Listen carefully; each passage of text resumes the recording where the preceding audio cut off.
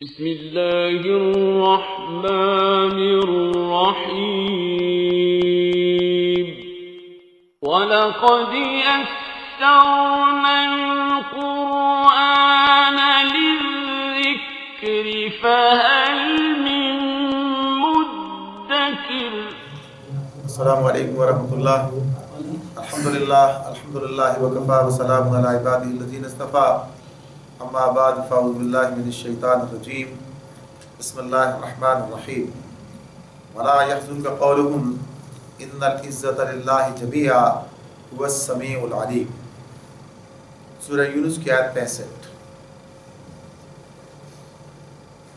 فرمایا اللہ رب العالمین نے کہ اے نبی، جو باتیں یہ لوگ تجھ پر بناتے ہیں تو تجھے رنجیدہ نہ کریں، عزت ساری کی ساری اللہ کے اختیار میں ہے اور وہ سب کچھ سنتا اور جانتا ہے۔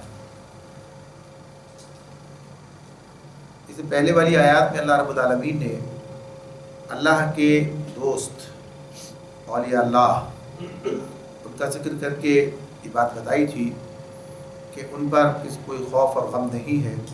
اس حوالے سے نے ایک تفصیلی بات کی تھی کہ جنت جو واقعتاً ایک ایسا مقام ہے کہ جہاں کوئی خوف اور رنج نہیں ہے، لیکن اسی کے ساتھ ساتھ دنیا میں بھی اس کی کچھ کیفیات کا حاصل ہونا اہل ایمان کے لیے بات بھی سامنے آتی ہے کہ جو ان کا عقیدہ ہے اور اللہ رب العالمین کی معیت جو انہیں حاصل رہتی ہے، اس بنیاد پر دنیا میں بھی وہ اس کیفیت کو کسی نہ کسی درجے میں پاتے ہیں۔ تو یہاں جو یہ بات نبی کرم صلی اللہ علیہ وآلہ وسلم کو مخاطب کر کے اللہ تعالیٰ نے کہی، اور یہ بات ان کے لیے بھی ہے اور ہر اس شخص کے لیے کہ جو اس راستے پر چل رہا ہے اور اس کام کا انجام دے رہا ہے اور اسے اس طرح کے حالات کا سامنا کرنا پڑ رہا ہے کہ لوگوں کی باتیں دل شکن باتیں، دل کو توڑنے والی باتیں، ایسی کیفیات، ایسے رویے کہ جو انسان کو رنجیدہ کر دیتے ہیں، یا گویا کہیے کہ اس کو اس کے دل میں اس اعتبار سے ایک مایوسی کی کیفیت یا اس اعتبار سے ایک یاسیت کی کیفیت پیدا کرتے ہیں کہ لوگوں کے ساتھ جو اچھا سلوک کیا جا رہا ہے اور انہیں صحیح بات بتائی جا رہی ہے، اس کے باوجود ان کا طرز عمل کیا ہے کہ نہ صرف یہ کہ وہ ان باتوں کو قبول نہیں کرتے بلکہ بے بنیاد الزامات لگاتے ہیں، جھوٹے الزامات لگاتے ہیں، جھوٹی باتیں کرتے ہیں۔ تو اس اعتبار سے ایک فرد کو، ایک انسان کو اس پر رنج ہوتا ہے، تکلیف ہوتی ہے۔ تو اللہ رب العالمین یہ بات بتا رہے ہیں کہ اس کی فکر نہ کی جائے۔ اس معاملے میں ٹھیک ہے، فطری طور پر انسان پریشان ہوتا ہے، اسے رنج ہوتا ہے، لیکن یہ بات سامنے رہے کہ یہ جو کچھ کر رہے ہیں اس سے تمہارا کچھ بگاڑ نہیں سکیں گے، یعنی تمہاری عزت میں کوئی کمی آ جائے، تمہارے وقار میں کوئی کمی آ جائے، اس پروپیگنڈے کا کوئی منفی اثر لوگوں پر پڑے، جو پروپیگنڈا وہ کر رہے تھے کہ اس پروپیگنڈے کے نتیجے میں لوگوں پر کوئی ایسا اثر ہو جائے کہ لوگ آپ کے بارے میں ان کی رائے خراب ہو جائے، تو ایسا نہیں ہوگا۔ تو اللہ تعالیٰ یہ بات بتا رہے ہیں کہ ان العزت للہ جمیعا، کہ عزت ساری کی ساری اللہ کے اختیار میں ہے۔ یہ بات واضح رہے کہ عربی زبان میں عزت کا مفہوم جو ہے وہ ہمارے جو عزت کہتے ہیں اس سے کہیں زیادہ ہے، یعنی ایک ایسی عزت کا مطلب ہے جس پر کوئی ہاتھ نہ ڈال سکے، جس کے بارے میں کہ اسے وہ قوت حاصل ہو جائے، وہ سرپرستی حاصل ہو جائے کہ جس کے نتیجے میں کوئی اس کو نقصان نہ پہنچا سکے۔ تو اور کسی بھی اعتبار سے یہ اس کی شہرت کا معاملہ بھی ہے اور اسی مادی طور پر بھی بات ہے یہ۔ تو اللہ رب العالمین یہ بات بتا رہے ہیں کہ یہ اللہ رب العالمین کے پاس ہے، اور اللہ کے ساتھ جو وابستہ ہے اور جسے اللہ باعزت کرے اسے کوئی ذلیل نہیں کر سکتا ہے، لہٰذا یہ اللہ کے ہاتھ میں ہے اور اللہ سب کچھ سنتا اور جانتا ہے، یعنی اسے سارے معاملات اس کے علم میں ہیں اور وہ ان سے باخبر ہے، لہذا تمہیں اس سے پریشان نہیں ہونا۔ الا ان للہ من فی السماوات ومن فی الارض وما يتبع الذين يدعون من دون الله شركاء ان يتبعون الا الظن وان هم الا يخرصون۔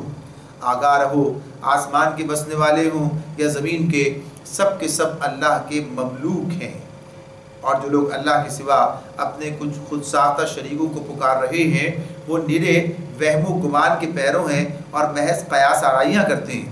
وہ اللہ ہی ہے، والذی جعل لکم اللیل لتسکنوا فیہ والنہار مبصرا ان فی ذلک لآیات لقوم یسمعون۔ وہ اللہ ہی ہے جس نے تمہارے لیے رات بنائی کہ اس میں سکون حاصل کرو اور دن کو روشن بنایا، اس میں نشانیاں ہیں ان لوگوں کے لیے جو سنتے ہیں۔ یعنی کیا سنتے ہیں کہ وہ دعوت کو جو پیغمبر انہیں دے رہا ہے اسے سنتے ہیں۔ اس میں جو پہلی آیت کے اندر جو بات اس میں بیان کی گئی ہے کہ ایک تو یہ کہ اللہ کی قدرت کی بات، سب کے سب اللہ کی ملک ہیں، کوئی اللہ کی ملکیت سے باہر نہیں ہے، مملوک ہیں سب، یعنی اللہ کے بندے ہیں اور کوئی اس سے باہر نہیں ہے، اللہ سب کا مالک ہے۔ تو اس میں ان کے سارے معاملات پر بھی اس کی نظر ہے۔ فرمایا کہ جو اللہ کو چھوڑ کر دوسروں کو پکارتے ہیں، یعنی اللہ کے ساتھ دوسروں کو شریک ٹھہراتے ہیں، پکارنا انہی معنوں کے اندر ہے، تو جو اللہ کو کے ساتھ دوسروں کو شریک کرتے ہیں تو یہ کسی علم کی بنیاد پر نہیں ہوتا، بلکہ یہ وہم و گمان کی بنیاد پر ہے، قیاس آرائیوں کی بنیاد پر ہے۔ آپ دیکھیے جو بھی انسان اگر یہ چاہتا ہے، یعنی وہ حقیقت کا علم حاصل کرنا چاہتا ہے، اسے معلوم ہوگی کائنات جو کچھ اس کے سامنے ہے، اس میں جو کچھ اپنی آنکھوں سے دیکھتا ہے اور پھر اس کے پیچھے کوئی حقیقت پوشیدہ ہے یا نہیں، تو اب جس کے پاس وحی اور الہام کی یعنی صورت نہ ہو، یا اس کے یعنی وحی اور الہام جو ہے اسے میسر نہ ہو، یعنی اس پر اس کا ایمان نہ ہو، تو پھر اس کے لیے معاملہ کیا ہے کہ پھر وہ بہرحال کوئی فلسفہ ہی تلاش کرے گا، کوئی خیال، کوئی قیاس، کوئی اس اعتبار سے کوئی گمان اسے ہوگا جس کی پیروی وہ کر رہا ہوگا۔ اچھا ویسے تو بات یہ کہ یہ ایک علمی طریقہ اس طور پر تو ہے کہ آدمی ایک اس کا خیال اسے پیدا ہوتا ہے، پھر وہ تجربات کے ذریعے سے اس کی تصدیق کرتا ہے، یعنی علم کے ذریعے سے اس کی تصدیق کر رہا ہوتا ہے۔ لیکن یہاں جو معاملہ ہے وہ اسی طرح ہمارے سامنے آتا ہے کہ مشرکین نے خالص وہم کی بنیاد پر اپنی تلاش کی بنیاد رکھی ہے کہ صحیح بات کیا ہے، جبکہ اس کے مقابلے میں رسول جو بات پیش کر رہے ہوتے ہیں وہ وحی کی بنیاد پر ہے، یعنی اللہ کے پاس سے وہ علم ان کے پاس آتا ہے، یعنی وہ کوئی قیاس آرائیاں نہیں کرتے، تجسس جو ہے وہ اس طور کر کے اور پھر اس میں کسی کوئی گمان اور کوئی وہم اس کا معاملہ ہو تو ایسا نہیں ہے، ظن اور گمان کی بات نہیں ہے، ان کا معاملہ خالص علم کا معاملہ ہے، اور ان کے مقابلے میں جتنے سارے کے سارے ہیں ان کا معاملہ کیا ہے، یہ ان کا معاملہ قیاس اور گمان کا معاملہ ہے۔ تو اللہ رب العالمین نے جو طریقہ ہمارے سامنے رکھا ہے وہ علم کی بنیاد پر اپنے شعور کو مزید آگے بڑھانا ہے، جبکہ نہ ان کا معاملہ جو ہے یہ فلسفیانہ تحقیق کر کے اور اس اعتبار سے وہم و گمان پر چلتے ہوئے اور پھر اس سے اپنے لیے نتائج اخذ کرتے ہیں۔ مسلمانوں کے اندر بھی اس سارے علم کے باوجود بہرحال یہ چیز پیدا ہوئی کہ انہوں نے یونانیوں کے فلسفے کی طرف جو ہے رجوع کیا اور اس سے کچھ چیزیں جو ہیں اس طرح سے تلاش کی، حالانکہ ہمارے پاس جو ہے پورے طور پر اللہ تعالیٰ نے جو علم عطا کر دیا ہے وحی کا، اس کی بنیاد پر ہم سارے مسائل کو حل کر سکتے ہیں۔ ہمارے لیے کوئی معاملہ ایسا نہیں ہے کہ جس کے بارے میں ہم وہم اور گمان کی بنیاد پر کوئی فیصلہ کریں۔ اور پھر اللہ رب العالمین نے دلائل کے اعتبار سے یہ دلیل ہمارے سامنے رکھ دی، اور ظاہر ہے کہ علم کے پر مبنی ساری دنیا اس کو دیکھتی ہے، تو یہ دوسری آیت کے اندر جو بات بتائی ہے کہ وہ اللہ ہی ہے جس نے تمہارے لیے رات بنائی کہ اس میں سکون حاصل کرو اور دن کو روشن بنایا، اس میں نشانیاں ان لوگوں کے لیے جو سنتے ہیں، آیات لقوم یسمعون، سننا بھی علم کا حاصل کرنے کا ذریعہ ہے، یعنی سننا چاہتے ہیں سنتے ہیں تو ان کے لیے اب عقل کے لیے کی بات استدلال کیا جا رہا ہے، تو اس اعتبار سے بھی یہ بات بتائی اللہ نے، تو اس ایک چیز کو بھی اگر انسان اپنے سامنے رکھے تو بہت سی رہنمائی اسے حقیقت کے حوالے سے مل جاتی ہے۔ اس اللہ رب العالمین کی حکمت کا معاملہ اور جس طریقے سے اس انتظام کو اللہ نے انسانوں کے لیے بنا دیا ہے کہ آرام کی ضرورت انہیں ہے، اس کے لیے رات بنائی ہے، اور انسان کی فطرت اور اس کے اعتبار سے اس کام کے اندر خوبی پیدا کرنے کے لیے سارا نظام بنایا ہے، ورنہ اللہ بھی روبوٹ پیدا کر دیتا، یعنی روبوٹ تو تھکتے نہیں ہیں، ان کا معاملہ کیا ہے، اس اعتبار سے اللہ تعالیٰ یہ کام کر سکتے ہیں۔ یا اللہ نے جو اور دیگر مخلوقات بنائی ہے، چاند، سورج، ستارے، یہ سب اپنے کام میں لگے ہوئے ہیں، ان کے لیے کوئی تھکنے کا معاملہ نہیں ہے، ان کا معاملہ ہے کہ یہ اپنی اسی حرکت پر چل رہے ہیں جو اللہ نے مقرر کر دی ہے۔ لیکن انسان کو اللہ نے جس اعتبار سے بنایا اور جو کام اس کے سپرد کیے ہیں، جو اس کے حوالے کیے ہیں، اس کے لیے ضروری ہے کہ اسے اس نظام سے گزارا جائے۔ تو یہ اللہ تعالیٰ بتاتے ہیں کہ بھی کام ہم نے کیا ہے، تو اس پر غور کرو گے تو اس کی حقیقت بھی تمہیں اللہ تک پہنچا دے گی اور اس کی حکمت تمہاری سمجھ میں آئے گی۔ قالوا اتخذ الله ولدا سبحانه هو الغني له ما في السماوات وما في الارض ان عندكم من سلطان بهذا اتقولون على الله ما لا تعلمون۔ لوگوں نے کہہ دیا کہ اللہ نے کسی کو بیٹا بنایا ہے، لوگوں نے کہہ دیا کہ اللہ نے کسی کو بیٹا بنایا، سبحانہ یعنی سبحان اللہ، وہ تو هو الغنی، وہ تو بے نیاز ہے، آسمانوں اور زمین میں جو کچھ ہے سب اس کی ملک ہے۔ تمہارے پاس اس قول کے لیے آخر کیا دلیل ہے کیا تم اللہ کے متعلق وہ باتیں کہتے ہو جو تمہارے علم میں نہیں ہیں؟ یہ بات جو اللہ رب العالمین کے حوالے سے لوگوں نے کی، اور اس میں یہودی، عیسائی، مشرکین مکہ تینوں شریک رہے۔ یعنی مشرکین مکہ جو ہیں وہ فرشتوں کو اللہ کی بیٹیاں قرار دیتے تھے، عیسائیوں نے عیسیٰ علیہ السلام کو اللہ کا بیٹا قرار دے دیا، یہودیوں نے عزیر علیہ السلام کو جو ہے اللہ کا بیٹا قرار دے دیا۔ تو غرض یہ کہ یہ جو کام لوگوں نے کیے، جو گمراہیاں لوگوں کے اندر پائی جاتی ہیں، تو اب یہاں پر جو پیچھے بات کی گئی تھی اسی کی ایک مثال یہاں پر ہے۔ یعنی کس بنیاد پر یہ بات سامنے آتی ہے، سمجھ ان کے یہ عقیدہ انہوں نے اختیار کیا کہ اللہ نے ان کو بیٹا بنایا؟ کیا علم ہے ان کے پاس؟ کیا انہوں نے یہ بات دیکھی ہے؟ کیا اللہ کے خاندان کو وہ جانتے ہیں؟ کیا اللہ کی کوئی شریک حیات انہوں نے دیکھی ہے؟ کیا یہ علم ان کے پاس کسی ذریعے سے آیا ہے؟ یعنی آنے والے نے خود یہ بات کی اور کوئی اس بارے میں اس کے پاس دلیل موجود ہے؟ یعنی کوئی ایسی چیز نہیں ہے۔ تو یہ سب کیا ہے؟ یہ گمان ہے، ایک وہم ہے کہ اس پر جس پر انہوں نے اپنی ساری عمارت کی بنیاد اٹھا لی ہے، کہاں اللہ کی بیٹی ہے، اللہ کی اولاد ہے۔ تو اللہ کی اولاد، اب یہ سوچنے کی بات ہے، جیسے کہا تھا نا سوچنے کی، علم کے والے جب سوچے گا آدمی، اور یہ گویا کہیے کہ جب صحیح جو طریقے ہیں سوچنے کے اس پر سوچے گا تو اس کے ساتھ یہ بات آئی اللہ کا بیٹا، بیٹا ہونے کی کیا بنیادیں ہوتی ہیں، کیسے ہوتا ہے بیٹا؟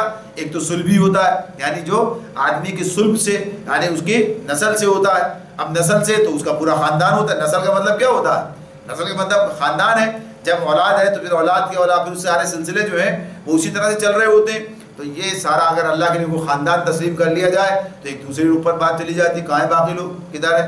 یعنی اس معاملے میں تو یا تو صلبی بیٹا ہوگا یا متبنہ ہوگا، یعنی اللہ نے یہ کسی کو جو ہے بنا لیا اپنی مخلوق میں سے، کسی کو بیٹا بنا لیا۔ جیسے متبنہ تو یہی ہوتا ہے کہ کسی کو بیٹا بنا لیا جائے، بیٹا اس کا اپنا نہیں ہے، وہ اور وہ انسان کی اپنی ضروریات ہیں جس کی بنیاد پر یہ اپنے وہ کہیے کہ دل کے اور اس کے نفس کے معاملات ہیں۔ اولاد نہیں ہے تو اس اولاد کی یعنی ضرورت محسوس کرتے ہوئے اور ایک محبت جو بچوں سے انسان کے اندر ہوتی ہے، اس کے لیے جو ہے وہ اپنی ضرورت پوری کرنے کے لیے کسی کو متبنہ بناتا ہے۔ تو یہ اللہ رب العالمین کے ساتھ یہ کمزوریاں تفویض کرنا، تو غرض یہ کہ یہ سارے معاملات جو ہیں جو ہمارے سامنے آتے ہیں، اس پر بغیر کچھ سوچے سمجھے لوگوں نے یہ چیزیں اختیار کر لی ہیں۔ تو یہ جو لفظ آیا نا سبحانہ، یعنی سبحان اللہ جو ہے، سبحانہ اللہ کی طرف یہ بھی گئی ہے کہ اللہ پاک ہے، سبحان اللہ، یعنی اللہ پاک ہے ان باتوں سے جو یہ کہہ رہے ہیں۔ تو یہ سبحان اللہ کی بھی دو بنیاد، ایک تو یہ جب کسی بات پر تعجب کا اظہار کرنا ہو تو سبحان اللہ کہا جاتا ہے، یعنی تعجب کے اظہار کے لیے بھی یہ بات ہے، اور اس اعتبار سے بھی بات ہے کہ اللہ یعنی جو باتیں بناتے ہیں یعنی شرک سے اللہ پاک، کمزوری سے پاک ہے۔ تو دونوں معنوں میں اس جگہ پر استعمال ہو رہا ہے یہ۔ ایک تو یہی کہ کیا حماقت کی باتیں کرتے ہیں، یعنی کیا حماقت کی باتیں کرتے ہیں، یہ تعجب کی بات ہے، کیا ہو گیا لوگوں کی عقلوں کو عقل ماری گئی ہے کہ اللہ کے لیے ایسی باتیں کرتے ہیں، حالانکہ کوئی دلیل نہیں ہے۔ تو وہی وہم، گمان، قیاس، آرائیاں، اس پر سارا جو بنیاد رکھی ہے۔ تو یہ اللہ نے کہا کہ اللہ ما فی السماوات و ما فی الارض، پہلے تو کہا هو الغنی، وہ غنی ہے، بے نیاز ہے، کوئی ضرورتوں سے بالکل اس کی کوئی ضرورت ہی نہیں ہے، وہ تو سب کو سب کچھ دے رہا ہے، آسمان و زمین میں جو کچھ ہے سب اس کی ملک ہے، یعنی ملکیت کی بنیاد پر معاملہ اس کا۔ اور ان کے پاس تم ان عندکم من سلطان بہذا، کیا سلطان ہے، کیا دلیل ہے تمہارے پاس، کیا حجت ہے اس قول کے معاملے میں جو تم یہ کہہ رہے ہو، بات کر رہے ہو؟ یا پھر اتقولون علی اللہ ما لا تعلمون، اتقولون علی اللہ ما لا تعلمون، کیا تم اللہ کے بارے میں وہ باتیں کہہ دیتے ہو جو تمہیں معلوم نہیں ہے؟ یعنی علم کیا ذریعہ، معلوم نہیں ہے یعنی علم نہیں ہے۔ تو یہ ساری باتیں اس طرح بیان ہو رہی ہیں۔ تو یہ صرف اسی کی بات نہیں ہے، اور بھی بہت سارے چیزیں سامنے آئیں گی جو انہوں نے پورا فلسفہ بنا رکھا ہوتا ہے مذہب کا، اس سب کے اندر یہ چیز نظر آئے گی کہ اللہ کی طرف سے کوئی بات نہیں ہے۔ قل ان الذین یفترون علی اللہ الکذب لا یفلحون، نبی اکرم صلی اللہ علیہ وسلم سے اللہ تعالیٰ کہتے ہیں کہ اے محمد کہہ دو کہ جو لوگ اللہ پر جھوٹے افطرا باندھتے ہیں، جھوٹ باتیں اللہ کی طرف منسوب کرتے ہیں، وہ ہرگز فلاح نہیں پا سکتے، لا یفلحون، وہ ہرگز فلاح نہیں پا سکتے۔ یعنی یہ بات بالکل ایک طے شدہ حقیقت ہے کہ جو باتیں اللہ نے بیان کی ہیں ان میں کسی قسم کی آمیزش کرنا اور کسی بھی بعض لوگ کہتے ہیں بڑی نیک نیتی کے ساتھ ہم نے یہ چیزیں جو ہیں ایجاد کی ہیں، اختیار کی ہیں، اور اس کا مقصد ہمارا یہ ہے اور بھلائی اور خیر اور لوگوں کو نیکی کی طرف بلانا، تو اللہ تعالیٰ کہتے ہیں کہ اللہ کے نام پر ڈال کر انہیں اللہ نے جو بات تفویض نہیں کی، اللہ نے جو بات بتائی نہیں ہے، اللہ نے جو مقرر نہیں کیا، جو نظام ضابطہ دین کے حوالے سے اس نے دیا، اس کے اندر کوئی اضافہ کرتا ہے، کوئی اس کے اندر جو بڑھاتا ہے گھٹاتا ہے، تو یہ سب چیزیں بھی یعنی ایسے لوگ کبھی بھی فلاح نہیں پائیں گے، اللہ کے نام پر جھوٹ گڑھ رہے ہیں۔ متاع فی الدنیا ثم الینا مرجعہم ثم نذیقہم العذاب الشدید بما كانوا یکفرون. دنیا کی چند روزہ زندگی میں مزے کر لیں. متاع فی الدنیا، متاع فی الدنیا، یہ دنیا کی متاع، دنیا کی چند روزہ زندگی میں مزے کر لیں، پھر ہماری طرف ان کو پلٹنا ہے، پھر ہم اس کفر کے بدلے جس کا ارتکاب وہ کر رہے ہیں ان کو سخت عذاب کا مزہ چکھائیں گے. یعنی یہ دنیا ہی ہے جو انسان کو اللہ سے غافل کر دیتی ہے، آخرت سے غافل کر دیتی ہے. تو بہرحال یہ دنیا چند دن کی ہے. اس دنیا کا معاملہ کیا ہے؟ یہ کوئی مستقل انسان کے لیے مقام نہیں ہے، مستقر نہیں ہے کہ اسے یہیں رہنا ہے. آپ کو معاملہ نہیں ہے اس اعتبار سے، بلکہ یہ محدود وقت ہے جو اسے دنیا کے اندر گزارنا ہے. اور یہ وقت کب مکمل ہو جائے انسان نہیں جانتا ہے، اسے اس بات کا علم نہیں ہے کہ کب کس گھڑی یہ وقت جو ہے مکمل ہو رہا ہے اور اسے واپسی کا سفر اختیار کرنا ہے. تو بہرحال ثم الینا مرجعہم، واپسی کا سفر کیا ہے؟ ثم الینا مرجعہم، کہ ہماری طرف پلٹ کر آنا، اللہ کی طرف پلٹ کر جانا ہے. یا ایھا الانسان انک کادح الی ربک کدحا فملاقی، اے انسان تو کشا کشا اپنے رب کی طرف چلا جا رہا ہے اور اس سے ملنے والا ہے، یعنی اللہ سے ملاقات کا معاملہ ہے. اور یہ انسان کا ثم الینا مرجعہم کی جو بات ہے کہ یہ اللہ سے ملاقات کا، اس کی طرف پلٹ کر جانا ہے، اور وہاں کیا ہے؟ وہاں حساب لگانے کے لیے اللہ موجود ہے. تو اس اعتبار سے یہ بات بتا دی گئی کہ اس دنیا کے اندر پھنس کر، اس دنیا کے اندر یعنی اس سے دھوکہ کھا کر تم اگر اس بات کو بھول گئے یعنی آخرت کو، تو نتیجہ کیا نکلے گا؟ ثم نذیقہم العذاب الشدید بما کانوا یکفرون، کہ اس انکار کے نتیجے میں، اس کفر کے بدلے میں اس کا ارتکاب لوگ کر رہے ہیں، اللہ ان کو سخت عذاب کا مزہ چکھائے گا. یعنی یہ بات اس میں بیان ہو رہی ہے. وَاتْلُ عَلَيْهِمْ نَبَأَ نُوحٍ إِذْ قَالَ لِقَوْمِهِ يَا قَوْمِ إِنْ كَانَ كَبُرَ عَلَيْكُمْ مَقَامِي وَتَذْكِيرِي بِآيَاتِ اللَّهِ فَعَلَى اللَّهِ تَوَكَّلْتُ فَأَجْمِعُوا أَمْرَكُمْ وَشُرَكَاءَكُمْ ثُمَّ لَا يَكُنْ أَمْرُكُمْ عَلَيْكُمْ غُمَّةً ثُمَّ اقْضُوا إِلَيَّ وَلَا تُنْظِرُونِ. اب اللہ تعالیٰ یہاں کہتے ہیں کہ ان کو نوح کا قصہ سناؤ. وَاتْلُ عَلَيْهِمْ نَبَأَ نُوحٍ، ان کو نوح کی خبر، نوح کا قصہ سناؤ. اس وقت کا قصہ جب اس نے اپنی قوم سے کہا تھا کہ اے برادران قوم، اگر میرا تمہارے درمیان رہنا اور اللہ کی آیات سنا سنا کر تمہیں غفلت سے بیدار کرنا تمہارے لیے ناقابل برداشت ہو گیا ہے، تمہارے لیے ناقابل برداشت ہو گیا ہے، تو میرا بھروسہ اللہ پر ہے. تم اپنے ٹھہرائے ہوئے شریکوں کو ساتھ لے کر ایک متفقہ فیصلہ کر لو، جو منصوبہ تمہارے پیش نظر ہو اس کو خوب سوچ سمجھ لو، اس کا کوئی پہلو تمہاری نگاہوں سے پوشیدہ نہ رہے، پھر اس کو میرے خلاف عمل میں لے آؤ. یعنی جو کچھ تم کر سکتے ہو اور مجھے ہرگز مہلت نہ دو. یہ نوح علیہ السلام کا قصہ اللہ رب العالمین نے اس مقام سے شروع کیا ہے. اور اس میں یہ قصہ اس حوالے سے یہاں بیان ہو رہا ہے کہ پہلے ابھی دلائل سے اللہ باتوں کو سمجھائے، دلائل دے رہے تھے، باتیں بتا رہے تھے، یعنی معقول دل رکھنے والے دلائل، ایسے باتیں جو لوگ اگر سمجھنا چاہیں تو سمجھ لیں. لیکن جب لوگوں نے سمجھنے سے انکار کر دیا تو اب یہ گویا کہیے کہ اگلی بات جو ہے نوح علیہ السلام کے قصے کے ذریعے ان کو بیان ان کے سامنے رکھی جا رہی ہے کہ جب لوگ صحیح بات کو سننے کے لیے تیار نہیں ہیں اور جو سیدھی سیدھی صاف صاف تفہیم و تلقین کے جواب میں جو رویہ انہوں نے اختیار کر لیا ہے، تو اب اس کے یعنی ان کی مثال اسی طرح کی ہو گئی جیسے کہ نوح علیہ السلام کی قوم کی مثال ہے. تو یہاں پر اس اعتبار سے نوح علیہ السلام کا قصہ بیان کیا اللہ تعالیٰ نے کہ بالکل وہی معاملہ پیش آیا ان کے ساتھ آیا تھا جو اب یہاں پر مشرکین مکہ جو ہے یہ رویہ اختیار کیے ہوئے ہیں. وہاں بھی اپنی قوم کے درمیان نوح علیہ السلام کس طریقے سے بات کر رہے تھے، سمجھا رہے تھے، لیکن وہ بات سننے کے لیے تیار نہیں تھے، بلکہ ان کے خلاف اقدام کرنا چاہتے تھے، ان کے خلاف جو ہے وہ کوئی سازشیں کر رہے تھے. تو اب یہاں پر اللہ تعالیٰ یہ بات بیان کر رہے ہیں کہ نوح علیہ السلام نے کس طرح علی اعلان ان سے یہ بات کہی کہ تم جو کچھ کرنا چاہتے ہو کر لو، ٹھیک ہے، تمہیں اگر یہ بات جو ہے پسند نہیں آ رہی، میرا تمہارے درمیان رہنا اور اللہ کی آیات سنا سنا کر تمہیں غفلت سے بیدار کرنا تمہارے لیے ناقابل برداشت ہو گیا ہے. یعنی اصل مسئلہ کیا ہے؟ اصل مسئلہ کوئی اور نہیں ہے کہ وہ ان کا حصہ کھانا کھا لیتے ہیں، ان کو کوئی نقصان پہنچا رہے ہیں، انہیں کوئی تکلیف دے رہے ہیں، یہ سب باتیں نہیں ہیں کہ وہ انہیں برداشت نہیں کر سکتے، بلکہ معاملہ کیا ہے کہ نصیحت کر رہے ہیں، انہیں صحیح بات بتا رہے ہیں، غلط بات پہ ٹوک رہے ہیں. تو یہ ٹوکنا روکنا یہ لوگوں کو جب لوگ شتر بے مہار جنہیں کہتے ہیں نا کہ آزاد روی اختیار کرتے ہیں تو کیا چاہتے ہیں؟ کوئی روک ٹوک نہیں ہونی چاہیے، آزادی جو دل چاہے کریں، اور کوئی انہیں جو ہے روکنے ٹوکنے والا نہ ہو.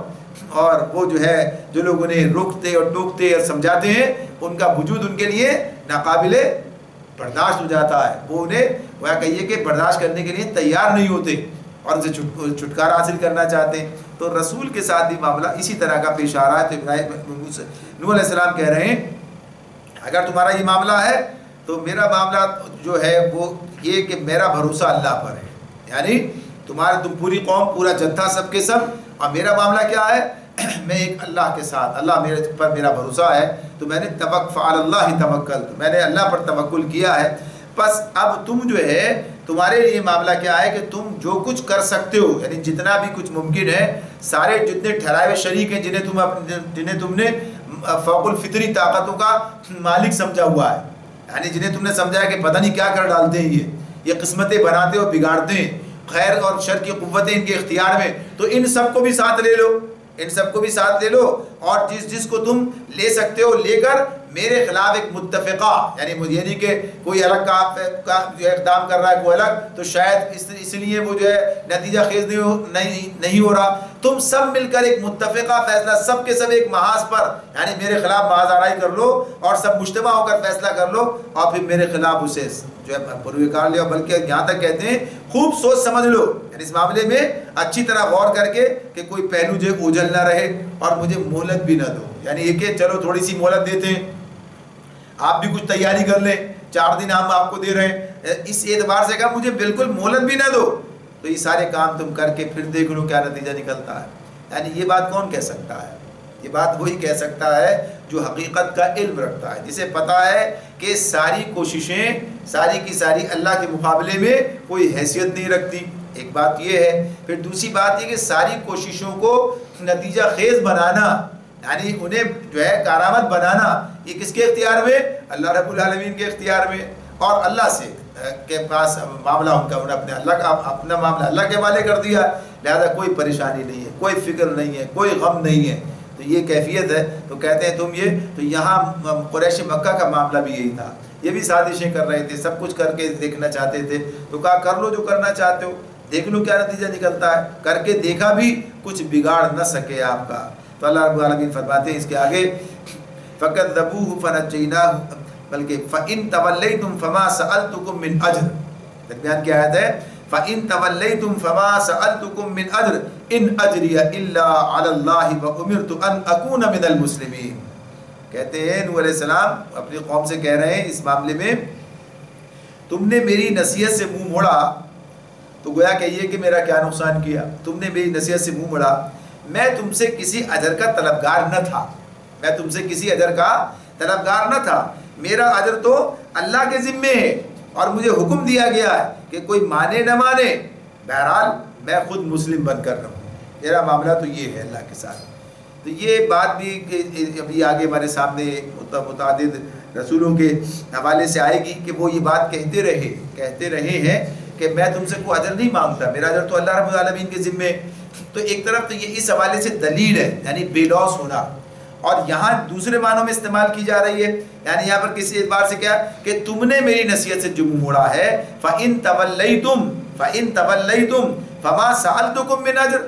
تو اگر تم چلے گئے پلٹ گئے تو میں نے کون سا تم سے کوئی اجر مانگا ہے؟ یعنی میرا کون سا اجر مانا جائے گا؟ بھائی آپ نہیں آئے، آپ نے سنا نہیں، آپ نے دعوت قبول نہیں کی، آپ نے میری بات پر ساتھ نہیں کیا، تو اب میرا تو نقصان ہو جائے گا، میرا تو سارا جو ہے گیا کہیں منصوبہ ناکام ہو جائے گا، مجھے مفادات میرے جو ہے سارے کو نقصان پہنچے گا. تو ایسا نہیں ہے، میں نے تم سے کون سا اجر مانگا ہے؟ تم ہدایت پر آؤ گے، اپنا بھلا کرو گے، مجھے کوئی اس اعتبار سے فائدہ نہیں ہے کہ ہاں تمہاری ہدایت سے جو اجر مجھے دینا ہے وہ اللہ ہی نے دینا ہے. تم ہدایت پر آؤ تب بھی، نہ آؤ تب بھی وہ اجر اللہ کے ذمے. تو اس اعتبار سے کوئی میرا نقصان نہیں. تو داعی کے معاملے میں یہ بات ہے کہ جب وہ اپنا کام کرتا ہے تو مطمئن ہو کر کام کرتا ہے کہ وہ کس کے لیے کام کر رہا ہے؟ اللہ کے لیے کام کر رہا ہے. اور اپنا اجر کس سے چاہتا ہے؟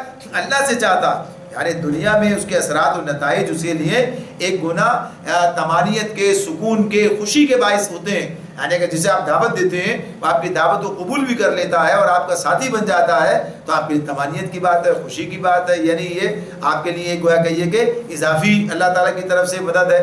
لیکن اگر وہ یہ نہ کرے، ایسا نہ ہو اور یہ نتیجہ اس طرح نہ نکل سکے تو بھی آپ کا نقصان کوئی نہیں، آپ کا اجر تو اللہ کے ذمے ہے، یعنی جو کام کا داعی اللہ ہے وہ اپنا اجر اللہ سے پائے گا۔ تو یہ بات وہ جو ہے ان سے کہہ رہے ہیں، اور یہ کہہ دیا ساتھ ساتھ یہ بھی، اور مجھے حکم دیا گیا، کیا حکم دیا گیا؟ وَأُمِرْتُ أَنْ أَكُونَ مِنَ الْمُسْلِمِينَ، مجھے تو اس راستے پر چلنا ہی چل رہا ہے، مجھے حکم دیا، کوئی مانے نہ مانے مجھے تو مسلم بن کر رہنا ہے، مجھے تو اللہ کی فرما برداری کرتے ہی رہنا ہے، میں مسلم بن کر رہوں گا۔ یہ نہیں بھائی جب چلو آپ نے کر کے دیکھ لیا، بعض لوگ سوچنے میں آپ نے کر کے دیکھ لیا، اب نہیں نتیجہ نکلا، اب چلو ہمارے بنائے ہوئے راستے پر چھوڑو سب چکر کو اکیلے، بھائی آپ کی بات قوم نے رد کر دی، ختم بات، اب چلو ہمارے ساتھ چلو۔ تو کہا یہ بات نہیں ہے، مجھے تو اسی پر چلنا ہے، کوئی مانے نہ مانے۔ فَكَذَّبُوهُ فَنَجَّيْنَاهُ وَمَن مَّعَهُ فِي الْفُلْكِ وَجَعَلْنَاهُمْ خَلَائِفَ وَأَغْرَقْنَا الَّذِينَ كَذَّبُوا بِآيَاتِنَا، انہوں نے اسے جھٹلایا، نتیجہ یہ ہوا کہ ہم نے اسے اور ان لوگوں کو جو اس کے ساتھ کشتی میں استوار تھے بچا لیا، اور انہی کو زمین میں جانشین بنایا، اور ان سب لوگوں کو غرق کر دیا جنہوں نے ہماری آیات کو جھٹلایا تھا۔ فَانظُرْ کیف کان عاقبۃ المنذرین، بس دیکھ لو کہ جنہیں متنبع کیا گیا تھا اب پھر بھی انہیں مان کر نہ دیا، ان کا انجام کیا ہوا۔ فَكَذَّبُوهُ فَنَجَّيْنَاهُ وَمَن مَّعَهُ فِي الْفُلْكِ، اللہ تعالیٰ یہ بات بیان کر رہے ہیں کہ نوح علیہ السلام کے ساتھ جو لوگ کشتی میں سوار تھے، کون لوگ سوار تھے؟ اہل ایمان سوار تھے۔ اللہ نے جہاں اس قصے کو تفصیل سے بیان کیا ہے، یہی بات بیان کی ہے کہ جب عذاب کا فیصلہ ہو گیا تو اللہ تعالیٰ نے حکم دیا نوح علیہ السلام کو، انہیں کشتی بنائی اللہ کی نگرانی میں، اللہ نے جیسے بتایا، اور پھر اس کے اندر جب یہ اللہ کی طرف سے وقت آ گیا، فیصلہ آ گیا، اور وہ تنور ابل پڑا اور اوپر سے پانی برسنا شروع ہوا اور نیچے سے زمین چشمے کی صورت میں تبدیل ہو گئی اور ہر دونوں طرف سے پانی، اور اس نے بھی ایک سیلاب کی صورت اختیار کی، ایک طوفان بھی آ گیا۔ تو بہرحال یہ کشتی جو ہے اس میں اللہ تعالیٰ نے اہل ایمان کو نجات دی، یعنی اس میں انہیں سفر کرنے کے لیے حکم دیا گیا۔ تو یہ بات بتا دی کہ ناکام کون لوگ ہوئے کہ جنہوں نے نوح علیہ السلام کی بات ماننے سے انکار کر دیا، اور کامیاب کون لوگ ہوئے جو نوح علیہ السلام کی دعوت پر ایمان لے آئے۔ تو فرمایا کہ دیکھ لو فانظر کیف کان عاقبۃ المنذرین۔ اب یہ بھی بڑی بات ہے، کیا کہا؟ ویسے تو آتا ہے یہاں بھی فانظر کیف کان عاقبۃ المکذبین کا لفظ بھی آتا ہے، یعنی یہ آیت بھی آتی ہے ہمارے ساتھ، دیکھو جھٹلانے والوں کا انجام۔ اب یہاں کیا ہے؟ یہاں آیت ہے فانظر کیف کان عاقبۃ المنذرین، منذرین۔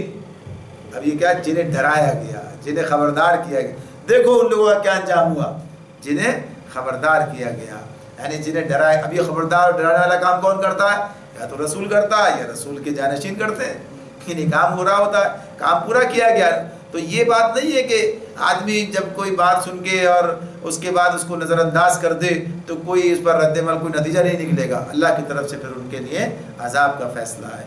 تو اس معاملے بتا دیا یہ اللہ تعالیٰ نے کہ جب کوئی دعوت کسی قوم کے پاس آ جاتی ہے تو اس کا مستقبل اس دعوت سے کے ساتھ معلق ہو جاتا ہے، اب مانے تو بہرحال کامیابی ہے، اور نہ مانے تو پھر عذاب کا منہ دیکھنا پڑے گا۔